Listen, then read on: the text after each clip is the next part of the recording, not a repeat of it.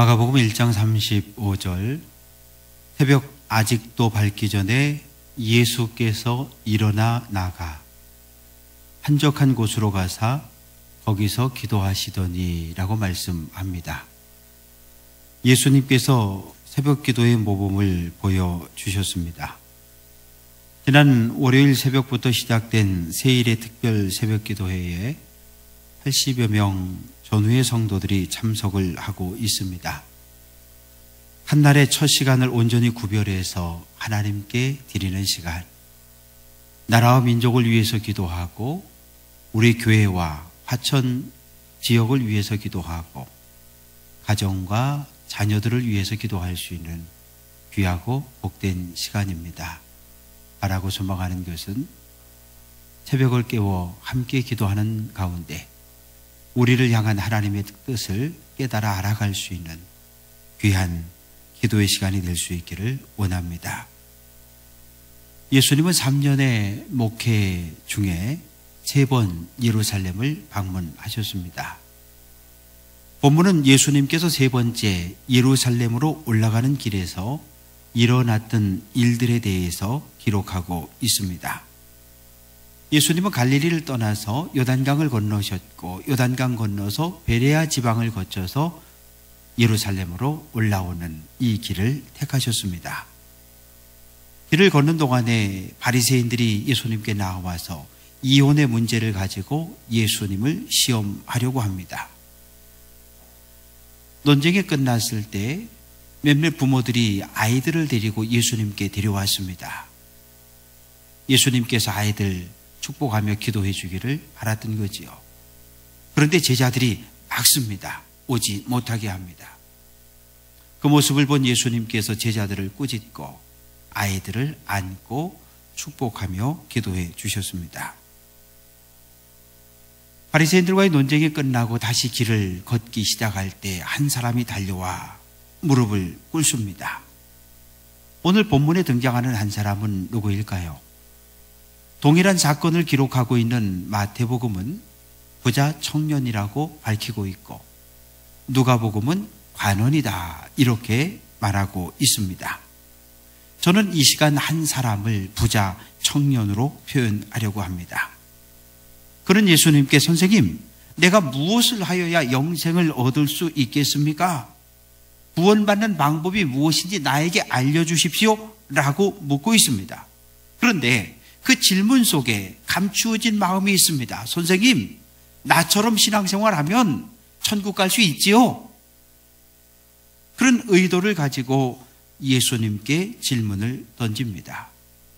왜냐하면 당시 유대인들은 선한 일을 하면 구원을 얻는다 이렇게 생각을 하고 있습니다.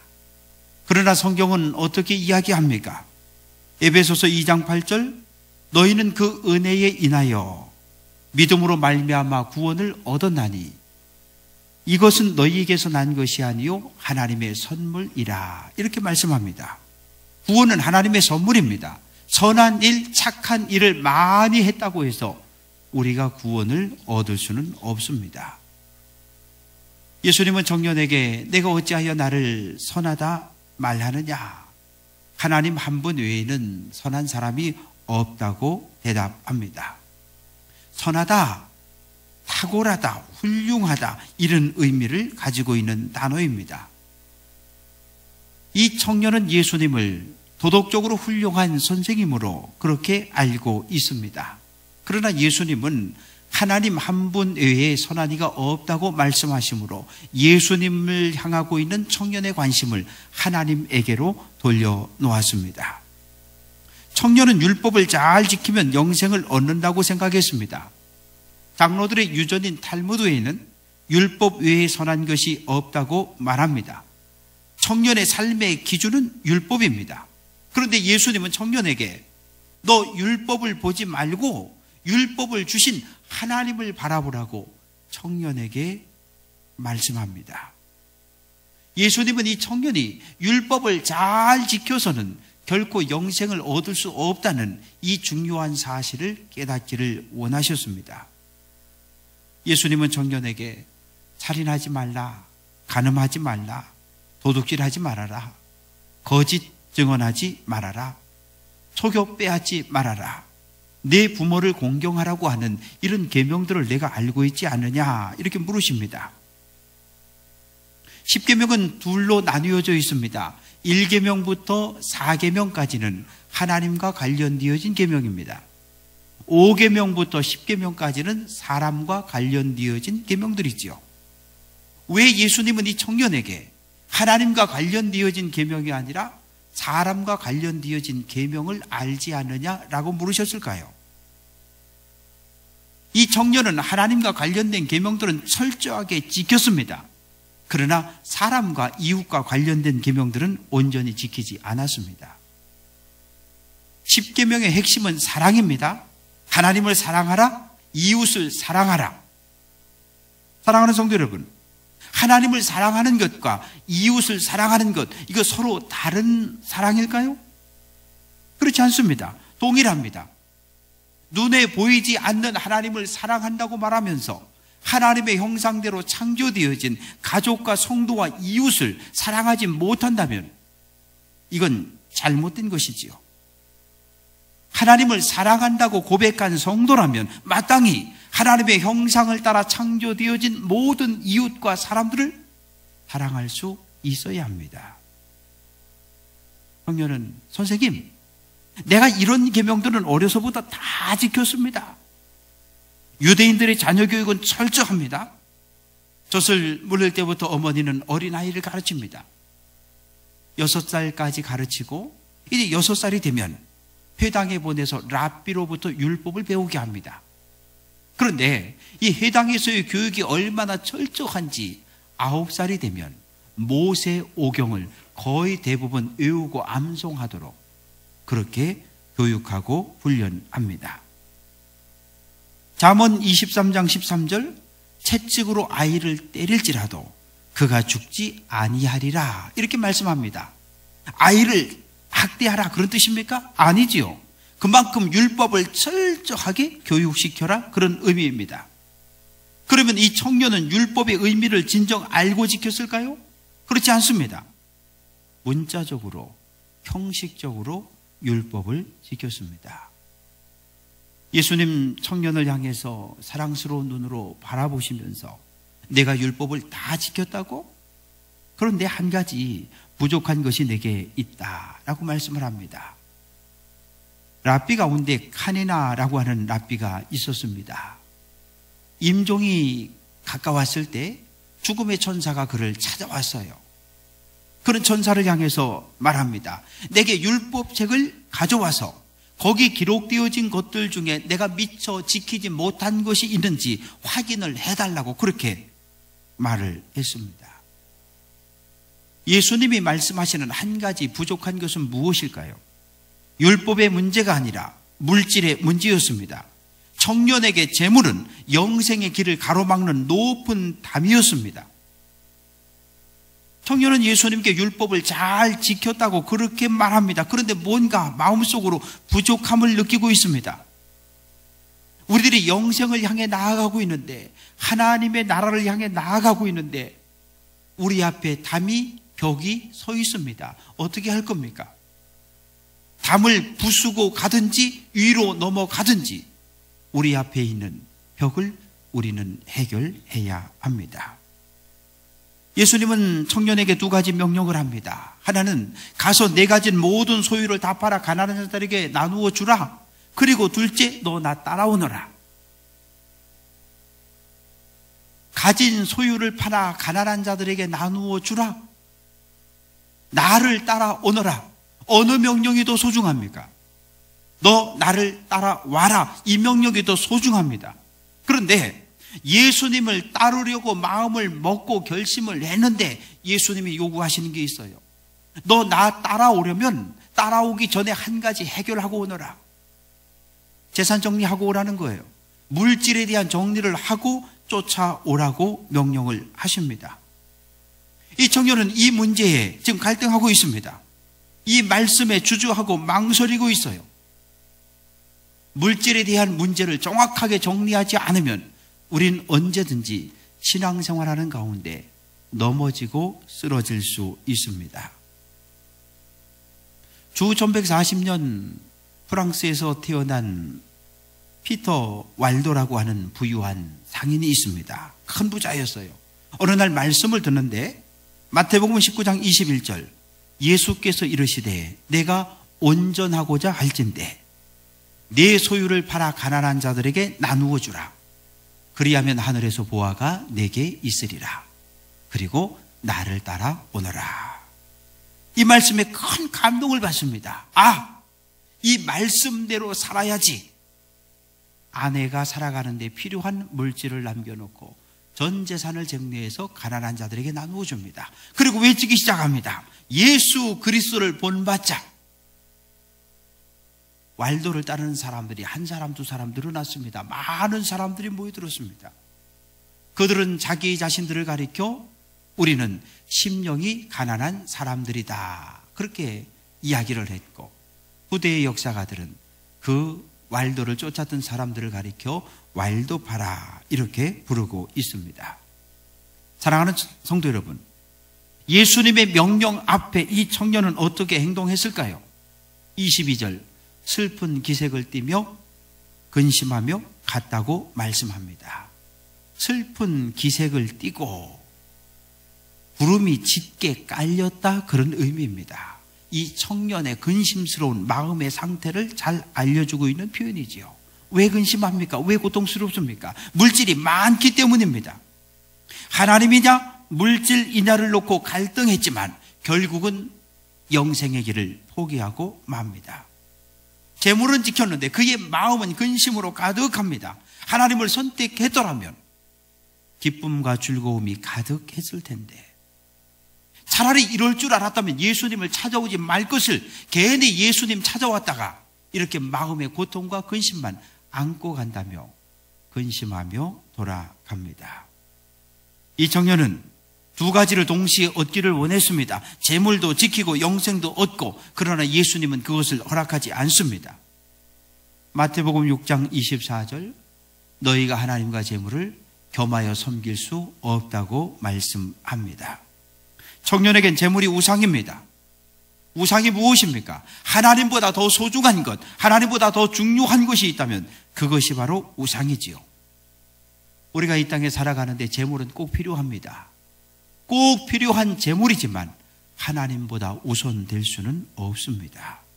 그러나 청년에게 있어 재물은 하나님보다, 영생을 얻는 것보다 그의 마음에 훨씬 더 주인 노릇을 하고 있었습니다. 청년이 돌아간 후 예수님이 제자들에게 재물이 있는 자는 하나님의 나라에 들어가는 것이 심히 어렵다라고 말씀합니다. 유대인들은 부자는 하나님의 축복이라고 생각했습니다. 하나님이 축복하지 않는데 어떻게 부자가 될 수 있습니까?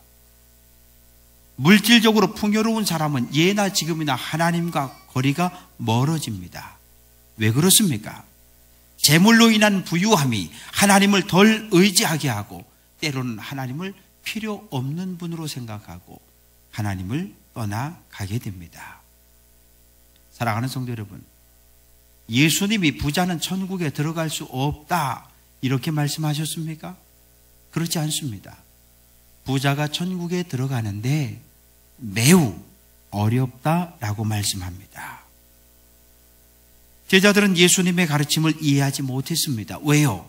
제자들 역시 유대인들이 가지고 있는 그런 일반 가치관에 사로잡혀 있었어요. 착한 일 많이 하면 천국에 간다고 제자들 역시 생각하고 있었습니다. 재물만이 우리의 앞을 가로막고 있는 벽입니까? 그렇지 않습니다. 지식, 사회적 지위, 권력, 명예, 우리가 넘어가야 할 벽들이지요. 예수님은 낙타가 바늘귀로 나가는 것이 부자가 하늘나라에 들어가는 것보다 더 쉽다고 말씀합니다. 바늘 중에는 큰 바늘도 있으니까 바늘이 한 이 정도 된다고 하십시다. 그럼 바늘귀도 이 정도 되겠죠.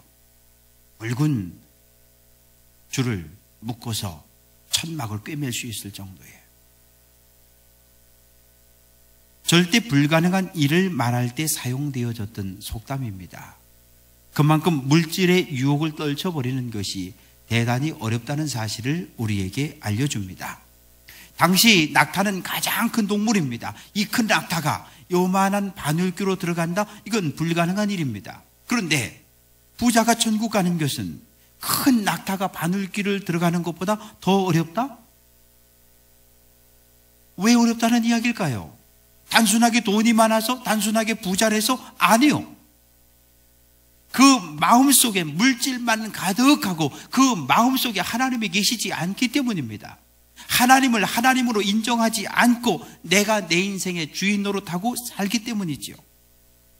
물질의 마음을 빼앗긴 사람은 천국을 생각하지 않습니다. 이 제자들은 혼란스러워졌어요. 도대체 우리 선생님 무슨 말씀 하시는가? 낙타가 바늘귀로 들어가는 게 부자가 하나님 나라 가는 것보다 더 쉽다면 그러면 결국 부자는 천국 갈 수 없다는 이야기 아닌가? 그렇다고 하면 우리 가운데 구원을 얻을 수 있는 사람이 누구인가? 저 청년은 어려서부터 모든 율법을 다 지켰다는데 하나님의 축복을 받아서 부자가 되었는데 그런데 저런 청년이 천국에 들어갈 수 없다면 그러면 어떻게 해야 될 것인가? 제자들은 서로 묻고 서로 이야기를 주고받습니다. 제자들이 그런 모습을 보면서 예수님은 사람으로서는 할 수 없지만 하나님으로서는 할 수 있다고 말씀을 합니다. 사람은 할 수 없고 하나님은 할 수 있다? 무슨 뜻일까요? 구원은 전적으로 하나님의 은혜입니다. 사람의 힘, 사람의 능력으로 구원을 얻을 수는 없습니다. 하나님은 부자도 구원할 수 있습니다. 그러나 물질적으로 가난한 자도 스스로를 구원할 수는 없습니다. 얼마나 많은 사람들이 구원을 얻기 위해서 많은 노력과 헌신과 훈련을 받으며 몸부림쳤는지 알 수 없습니다. 이탈리아 로마에 가면 산타 스칼라 성당이 있습니다. 거룩한 계단 성당, 그렇게 불리워집니다. 이 스칼라 성당에 가면 28개의 계단이 있습니다. 이 계단은 원래 예루살렘 빌라도의 총독 관저에 있던 바로 그 대리석 계단입니다. 예수님이 빌라도에게 재판을 받을 때 이 계단을 올라갔다 내려왔다를 반복했던 바로 그 계단. 그 계단에는 예수님 흘리신 핏자국이 남아 있었습니다.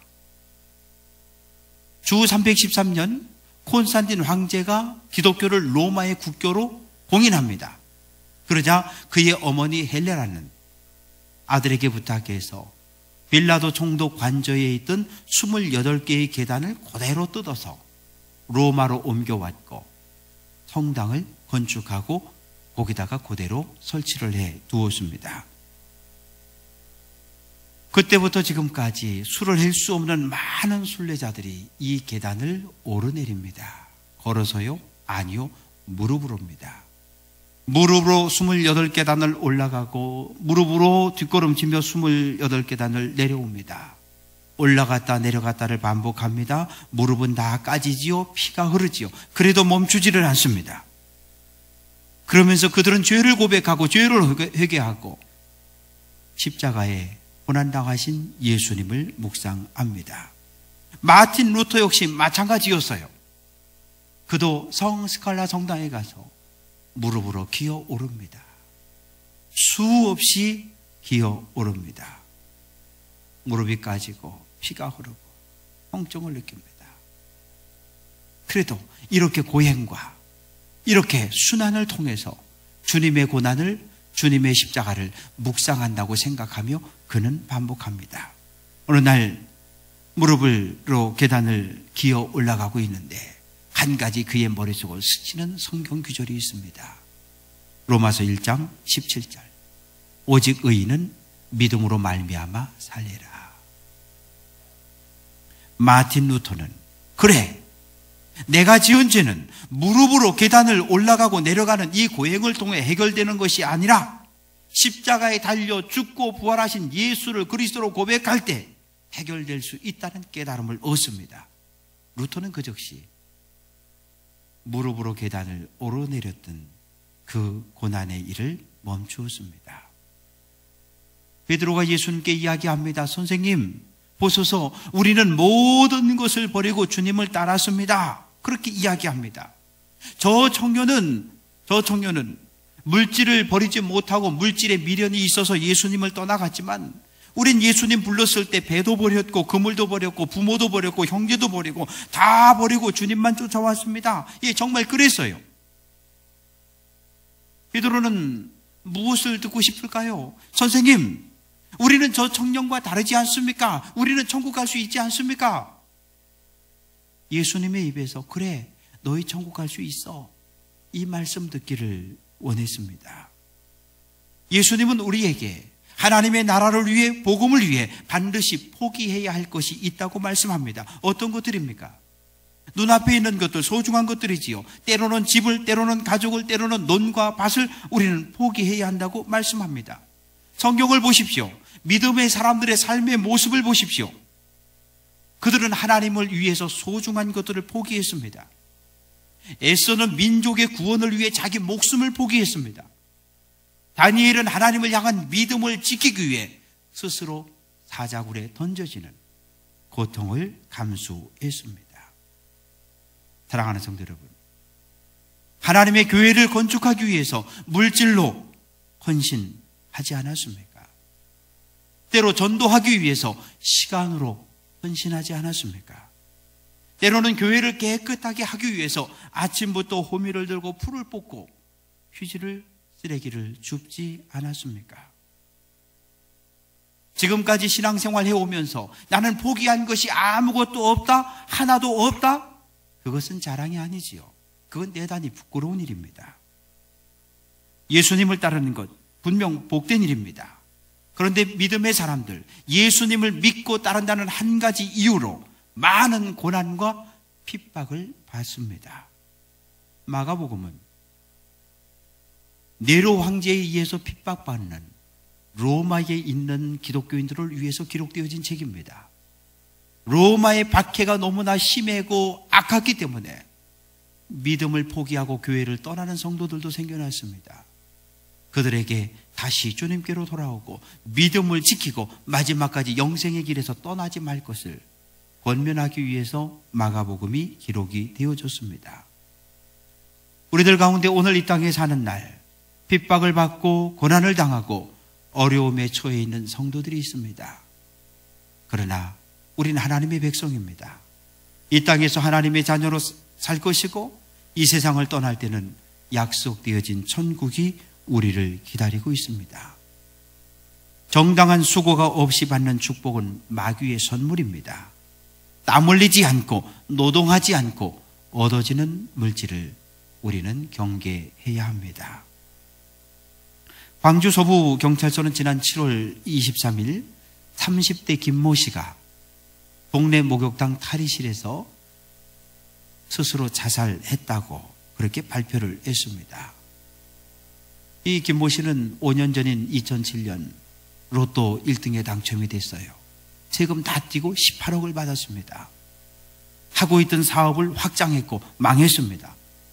돈을 주식에 투자했고 망했습니다. 3년 만에 18억 다 떨어먹고 친척들에게 돈을 빌려서 생활할 정도로 그런 어려움에 빠졌습니다. 우울증에 시달리던 중 그는 스스로 목숨을 끊었습니다. 정말 우리에게 소중한 것이 무엇인지 우리는 다시 한번 생각해 보아야 합니다. 눈앞에 보여지는 것들 얼마나 좋은 것들입니까? 얼마나 소중한 것들입니까? 눈앞에 보여지는 모든 것은 언제나 다 사라질 것들입니다. 빠르면 1, 2년 후에, 조금 길면 10년, 20년, 100여 년 후에 다 사라질 것들이지요. 예수님은 우리가 눈앞에 보이는 것을 포기하고 버리면 더 소중한 것들을 우리에게 허락하겠다고 약속하셨습니다. 예수님은 제자들에게 영생에 대해서 말씀하시면서 그들이 교만하지 않도록 경계하십니다. 모든 것을 버리고 주님을 따랐습니다. 그 한 가지 이유만으로 영적인 교만에 빠질 수 있습니다. 그래서 예수님은 먼저 된 자로 나중되고 나중된 자가 먼저 될 수 있다는 말씀을 주셨습니다. 먼저 된 자 누구입니까? 예수님 앞에서 예수님의 말씀을 듣고 있는 베드로와 제자들을 이야기하지요. 나중된 자, 오늘날 예수를 믿은 우리들, 그리고 앞으로 우리 후대에 예수를 믿고 따라올 사람들입니다. 예수님은 제자들에게 신앙적인 교만, 즉 우월감에 빠지지 않도록 경고하십니다. 사랑하는 성도 여러분, 오늘도 교회 밖에 있는 불신자들은 사람이 착하고 선하게 살면 복을 받는다, 그렇게 생각합니다. 물론 틀린 이야기 아니지요. 그러나 예수를 그리스도로 고백하고 하나님의 자녀가 된 우리는 달라야 합니다. 세상의 가치관을 따라 사는 것이 아니라 세상의 가치관을 따라 살지 않아야 합니다. 너희는 이 세대를 본받지 말고 라고 말씀합니다. 영생을 얻기 원하십니까? 구원을 받고 천국에 가는 것을 원하십니까?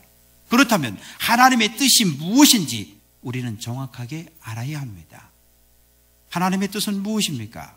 예수를 그리스도로, 십자가에 죽고 부활하신 예수를 그리스도로 고백하는 것, 믿는 것, 영접하는 것, 그것이 우리를 향한 하나님의 뜻이지요. 아직도 내가 내 인생의 주인이라고 생각합니까? 아직도 내가 내 삶의 주인이라고 생각합니까? 잘못된 생각 버려야 합니다. 내 삶의 중심에 내가 아니라 내 삶의 중심에 하나님이 계셔야 합니다. 진리의 말씀, 생명의 말씀을 따라 생활함으로 영생의 길을 걸어갈 수 있는, 영생의 문에 들어갈 수 있는 귀한 성도들 될 수 있기를 주님의 이름으로 간절히 축원합니다. 기도합니다. 아버지 하나님, 우리는 모두 영생을 얻기 원하여 영생의 길을 걷고 있습니다. 우리가 걷는 길 때로 힘들고 고통스럽습니다. 내가 가진 소유를 포기하라고 주님은 명령하십니다. 그리고 나를 따라오라고 명령하십니다. 내가 가진 작은 재물도, 내가 가진 재능도, 내가 가진 시간도 때로는 아까워 주님 앞에 내어놓지 못하는데 내가 가진 모든 것을 주님 내려놓으라고 명령하십니다. 주님의 말씀, 나를 향한 말씀인데 이 말씀을 곰곰이 생각하며 묵상하게 하시고 내가 가진 모든 것을 잘 정리하고 주님을 따라갈 수 있는, 나의 십자가를 지고 주님의 뒤를 따라갈 수 있는 귀한 성도들 되게 해 주옵소서. 고난과 핍박과 환난을 당할지라도 영생의 길에서 떨어져 나가지 않도록 사랑하는 성도들의 믿음을 지키고 보호해 주옵소서. 예수님 귀하신 이름으로 기도합니다. 아멘.